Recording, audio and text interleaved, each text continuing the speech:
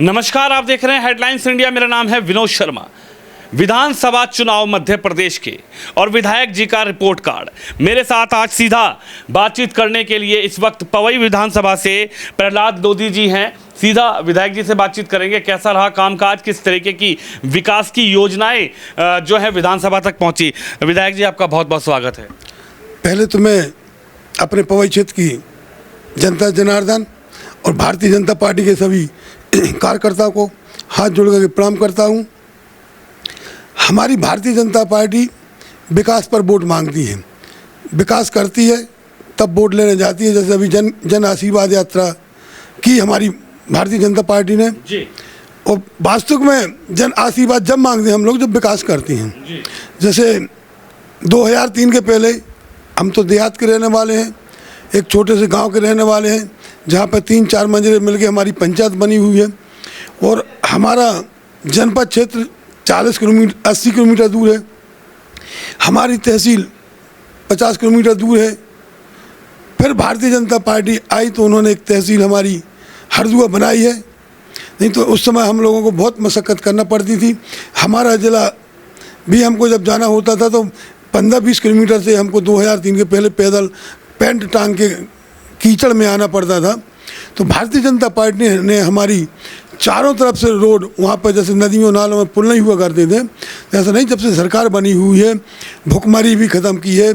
हमारे चंबल से लेके हमारे पूरे बुंदेलखंड में लेके चित्रकूट तक के बघेलखंड तक डाकुओं का भी बहुत वो रहता था। आप लोग भी जानते, प्रभाव रहा, पत्रकार लोग भी जानते हैं।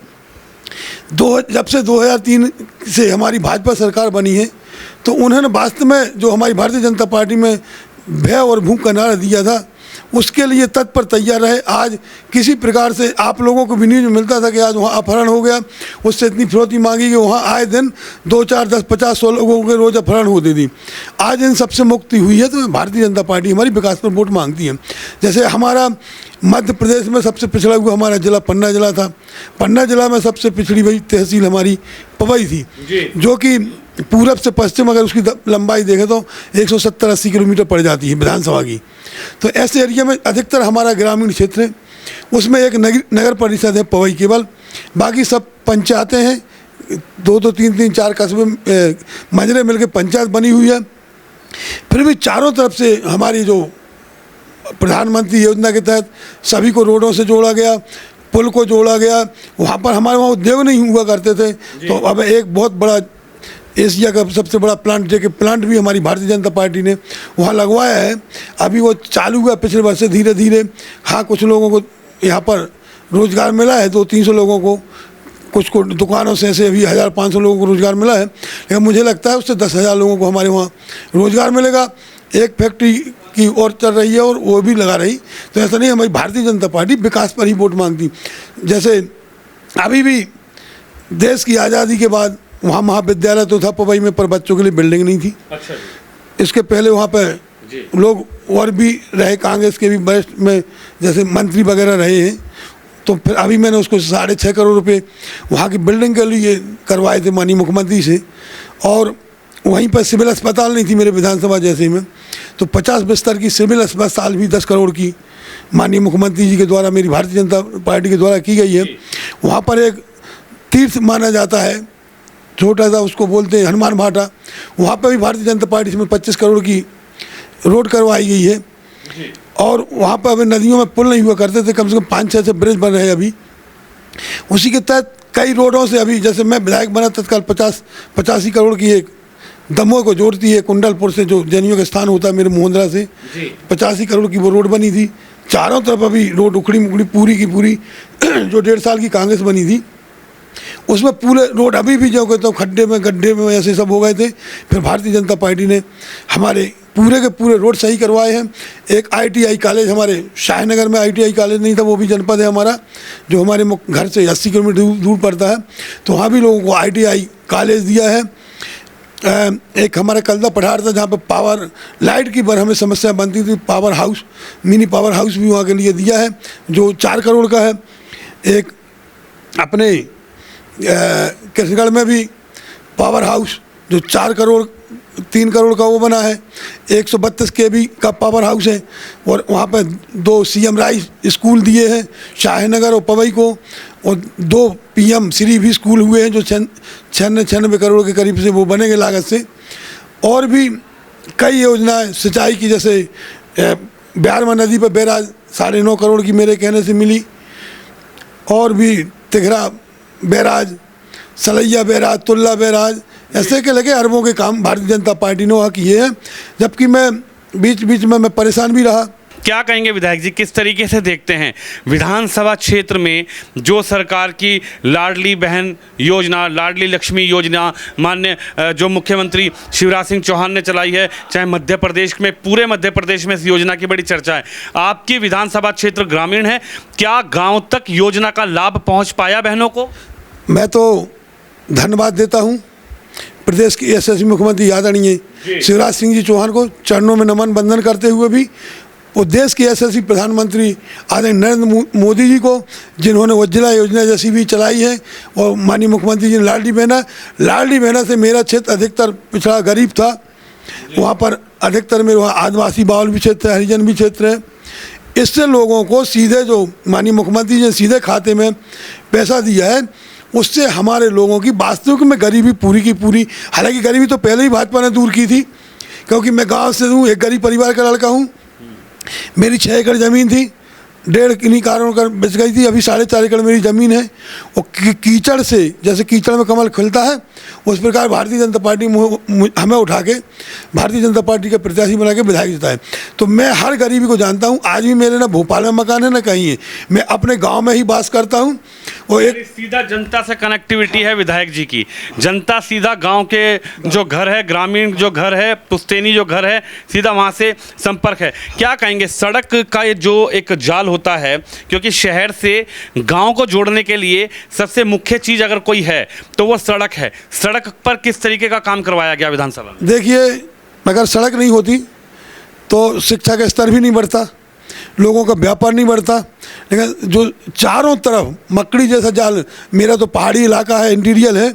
आज हम लोग एक पहल कहते थे कलदा में ट्रांसफ़र करा दो, काला पानी बोलते थे, वहाँ भी चारों तरफ से सड़कें हो गई हैं, पुल ब्रिज हो गए हैं, चारों एरिया में तरफ से बिजनेस भी उससे बढ़ गया है लोगों का, और शिक्षा भी बढ़ चुकी है। तो मैं तो बहुत बहुत आभारी हूँ भारतीय जनता पार्टी का, जिन्होंने इस प्रकार से मकड़ी कैसा जाल बना के रोड बना के, आज लड़के हमारे पन्ना में ही पढ़ते, आज इंदौर भी पढ़ते, भोपाल भी पढ़ते। ये सब विकास नहीं हुआ होता, आय नहीं हुई होती उस समय की 2003 के पहले जाए। तो आप भी जानते हैं कि देहातों में अधिकतर गरीबी होती, कोई लकड़ियाँ बेच के, कोई कटाई करके, कोई मजदूरी करके अपने बच्चे पालता था। आज भारतीय जनता पार्टी ने पहले तो कुआं दिए, पंप दिए, मोटर दिए, उससे लोगों की आय बढ़ी। अब विद्युत की भी लगातार जो 24 घंटे विद्युत रह रही है, अभी भारतीय जनता पार्टी ने दिया है।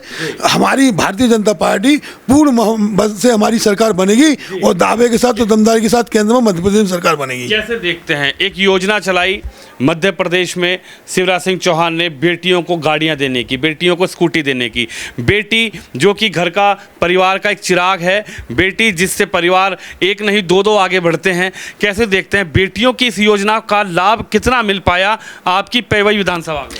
देखिए, बेटियों को इसका बहुत बड़ा लाभ मिला है, और इससे एक कंपटीशन भी हो गई है। जो पढ़ाई कम करते थे, माननीय मुख्यमंत्री जी ने योजना चलाई है, तो सब लोग एक कंपटीशन करेंगे कि नंबर हमें सबसे ज़्यादा लाना है। तो हमारे बच्चे आगे पढ़ लिख के आगे अच्छे नंबरों से जाएंगे तो नौकरी में भी जाएंगे, इससे हमारे गरीबों को सबसे बड़ा लाभ मिलेगा। और जिनके पास साइकिल नहीं थी, उनके पास आज माननीय मुख्यमंत्री ने एक्टिवा दे के हमारी बच्चियों का और सम्मान बढ़ाया, हमारे गरीब लोगों को सम्मान बढ़ाया। तो हम तो बहुत बहुत आभारी हैं माननीय मुख्यमंत्री जी की। प्रहलाद जी, कैसे देखते हैं, किस तरीके से आप सोचते हैं कि ग्रामीण क्षेत्र आपका लगता है, किसान परिवार से आप भी आए हैं, हालांकि जनता जनार्दन ने आपको वोट देकर विधायक बनाया, अपना जनप्रतिनिधि चुना, आपको विधानसभा भेजा।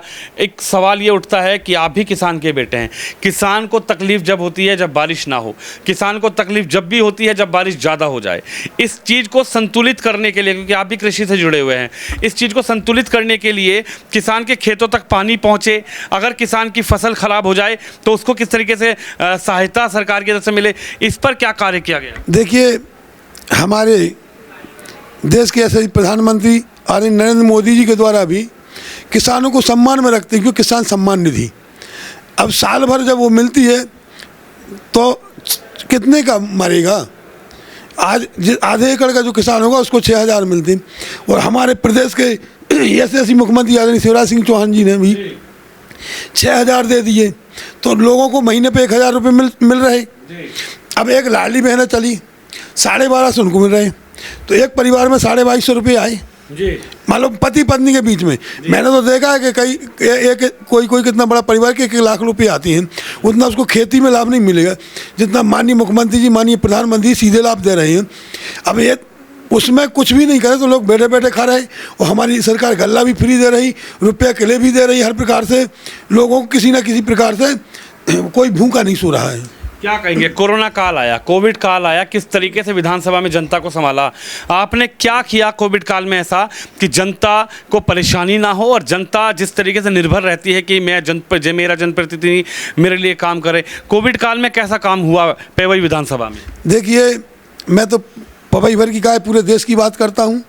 जो जनप्रतिनिधि होता है, जैसे घर में एक पिता होता है जिसको अपने पुत्र की चिंता रहती है कि हर प्रकार से हमारा पुत्र निरोग रहे, सक्षम रहे, भूखा ना सोए, उसी प्रकार से हमारे देश के यशस्वी प्रधानमंत्री आदरणीय नरेंद्र मोदी जी ने, प्रदेश के यशस्वी मुख्यमंत्री आदरणीय शिवराज सिंह जी ने भी, और सभी भारतीय जनता पार्टी के कार्यकर्ताओं ने इस प्रकार से दायित्व निभाया जैसे हमारे परिवार के लोग हों, सबको वहाँ तक सेवा पहुँचाई, गल्ला फ्री दिया, दवाई फ्री दी। हमारे माननीय मुख्यमंत्री जी मुख्यमंत्री बने, तत्काल रात ही उन्हें कोरोना जैसी स्थिति में संभाला, और पैसे की उन्होंने कहा कोई चिंता मत करो, सभी पार्टी के कार्यकर्ता अपना काम करें, सब लोगों तक सेवा पहुंचा, पैसे की कोई कमी नहीं आने देंगे।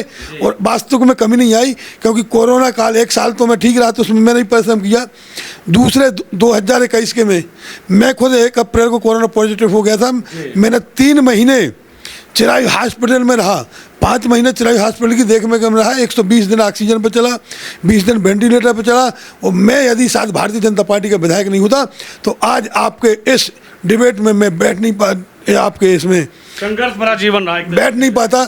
हो सकता था मैं भी मर जाता, लेकिन मैं बार मैं पार्टी के सभी कार्यकर्ताओं को और भाजपा के यशस्वी मुख्यमंत्री आदरणीय शिवराज सिंह चौहान के चरणों में नमन करते हुए मैं बारंबार प्रणाम करता हूं। अपना उनको भगवान भी मानता हूं, अपना उनको पिता भी मानता हूं, जिन्होंने मेरी देख रेख करके आज मुझे जीवित किया है। तो मैं तो यही कहूँगा, मुझे बारंबार पार्टी ये मरने के बाद भी अगर जन्म दे तो भारतीय जनता पार्टी का एक सदस्य बना के मुझे जन्म दे, क्योंकि मैं बहुत एहसानमंद हूँ पार्टी का। कैसे देखते हैं विधानसभा क्षेत्र की बेटियों के लिए किस तरीके की सुविधा की गई कि वो कहीं बाहर पढ़ने के लिए जाना चाहे तो वो जा सकती है, कोई बेटा बाहर नौकरी के लिए, ITI के लिए, इंजीनियरिंग के लिए, MBBS की पढ़ाई के लिए अगर विधानसभा से, क्योंकि कहते हैं कि देश का भविष्य ग्रामीण क्षेत्र में ज़्यादा बसता है, तो किस तरीके की व्यवस्था की गई है? देखिए, बिल्कुल भविष्य बसता है। मैं तो ये कहूँगा कि भारतीय जनता पार्टी की सरकार ने हमारे क्षेत्र से ग्रामीणों से इतने लोग निकाले हैं, क्योंकि जो मेधावी छात्रों को चाहे वो जन्म में पेट में भी अगर हमारा बच्चा आता है तो उसके लिए भी भारतीय जनता पार्टी दे रही, जन्म से मरण तक। जन्म में आवे तो गर्भ में भी 16,000 देती, उसके बाद लाडली लक्ष्मी चलाया, ऐसी कई योजनाएं, लाडली बहना, लाडली लक्ष्मी, संबल योजना। मानो हम तो ये कहते हैं कि जन्म से लेकर मरण तक के लिए हमारी भारतीय जनता पार्टी सभी के हित में सोचती है, और सभी को पढ़ाने लिखाने के प्रयास के लिए ये भी कहती है कि मेरे भांजे भांजियों तुम चिंता नहीं करना, आपका मामा शिवराज सिंह जी जिंदा है, आपकी पढ़ाई के लिए हर प्रकार से भरपूर प्रयास करेगा, और पूरा सहयोग करते हैं, पैसे लगाते हैं, सब करते हैं। प्रहलाद लोधी भी तैयार रहते हैं जनता के लिए, भाई प्रहलाद लोधी भी बहनों के लिए तैयार रहते हैं, किस तरीके से देखते हैं बहन भांजे और भांजियों के लिए? देखिए, मैं तो उसी क्षेत्र का रहने वाला हूँ, आज विधायक हूँ, कल पार्टी का जो निर्णय होगा, या इसके बावजूद भी ये तो नहीं कहा पार्टी का निर्णय होता टिकट किसको देती है, लेकिन फिर भी जब हमें क्षेत्र में रहना है तो हम क्षेत्र के लिए सबसे पहले सोचेंगे वहाँ की माताएं बहनें। मैं तो ये कहता हूँ भाई साहब, मेरा तो देवतुल्य मेरा भगवान है मेरी जनता, आज उन्हीं के आशीर्वाद से जिंदा बैठा हूँ। कोरोना काल हुआ तो उन्होंने कहा चलो मेरे प्रहलाद को भगवान मेरे विधायक को ठीक करो। मेरा अभी एक इकलौता पुत्र था वो भी खत्म हो गया, उसमें भी लोगों ने ढास बंधाया, मैं जिंदा बैठा हूँ। 1 साल मेरे को पुत्र खत्म हुए हैं, इसी दौरान मेरी माता जी खत्म हुई, तो मैंने हर प्रकार से विधायकी में भोगा, लेकिन जनता के साहस से आज जिंदा बैठा हूँ। अभी मैंने वहाँ पर चिरायु मेडिकल कॉलेज का शिविर भी लगवाया था, जहाँ पर से 3,000 लोग करीब 3300 करीब यहाँ पर रेफर हुए हैं। 11,000 लोगों का वहाँ ट्रीटमेंट हुआ है। पिछले साल भी मैंने कराया था। मैं लगातार रात दिन अपने, क्योंकि मेरे तो भगवान है, मैं उनको न जनता न नहीं, मेरे कक्का बब्बा, मेरी माता बहन मेरी भगवान है, सब देवी देवतुल्य हैं, तो उनको भगवान मानते हुए मैं एक कर्ज उनका जो मुझे विधायक बनाया, जब तक जिंदा रहूँगा किसी न किसी बहाने उनका कर्ज उतारने की अपना प्रयास करता रहूँगा। बड़ा संघर्ष भरा जीवन रहा है प्रहलाद लोधी जी आपका। किस तरीके से देखते हैं जनता जनार्दन जब भी अपना जनप्रतिनिधि चुनती है तो उसकी आस्था, उसकी आस, उसका प्रयास होता है, उसका विश्वास होता है कि हमारा विधायक हमारे लिए कुछ ना कुछ करे। एक बड़ा सवाल ये भी है कि जैसे आपने कहा कि मैं ग्रामीण क्षेत्र से हूँ और मैंने घर भी सीधा गांव में ही बनाया हुआ है कि जनता को कहीं भटकना ना पड़े, तो क्या समझते हैं कि जनता एक तरीके से खुश है और जो योजना सरकार की निकलती है वो सीधा प्रहलाद लोधी के द्वारा, विधायक प्रहलाद लोधी जी के द्वारा माननीय जो मुख्यमंत्री हैं, मध्य प्रदेश के मुख्यमंत्री शिवराज सिंह जो योजना भेजते हैं वो सीधा प्रहलाद लोधी जी की विधानसभा पेवई में ग्रामीण क्षेत्र में डायरेक्ट पहुंचती है? मैंने तो 2 वर्ष से घर भी छोड़ दिया है। मंदिर में रहता हूँ, वहीं महुआ का पेड़ लगाया, 12 बजे रात तक बैठा रहता हूँ। कोई कभी भी चलाया, किसी वक्त चलाया है, उनसे मैं मिलता जुलता रहता हूँ। और मैं तो सौभाग्यशाली मानता हूँ कि भारतीय जनता पार्टी का एक कार्यकर्ता के रूप में मैं जो योजना पार्टी की चलती हैं जनता के सीधे तक पहुँचाने के लिए मैं प्रयास करता हूँ। इसके लिए मैं अपने आप को बहुत बड़ा भाग्यशाली समझता हूँ कि मुझे जनता की सेवा करने का मौका मिला। आपका बहुत बहुत धन्यवाद हेडलाइंस इंडिया से बात करने के लिए। चलिए, मैं बहुत बहुत धन्यवाद भी आपका भी करता हूं कि आप यहाँ पर आए, आपने समय दिया और मेरे कमरे पे आए। आपसे बातचीत करने में मुझे बहुत अच्छा लगा है। वो आपकी इंडिया न्यूज़ बहुत आगे तक जाए, आपके हर घर तक जाए। और ऐसा नहीं है, पत्रकार बंधु तो हमारे सभी न्यूज़ वाले भी घर की तह तक जाते हैं। मैं बहुत बहुत आभार प्रकट करता हूँ आपका कि जो आप आए और मेरे से मिले, मुझे मिल करके आपसे खुशी हुई।